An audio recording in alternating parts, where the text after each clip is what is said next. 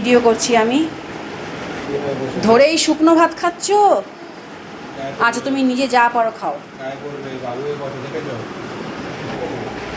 পড়ুক না, অসুবিধা কি আছে? ও আরও ছোট থেকে নিজে হাতেই খায় জন্মদিন উপলক্ষে। বাকি দিনগুলো তো আমাকেই খাওয়াতে হয়। ও যে নিজে খায় এটাই বা কজনে খায়। খাও মা, যতটুকু পেরেছি হাতে করে দিয়েছি। না, নিজে খাক আগে, তুমি তাড়াহুড়ো করো না, তারপরে আমি খাওয়াবো। তোমার যেটা পছন্দ তুমি সেটাই খাও আগে।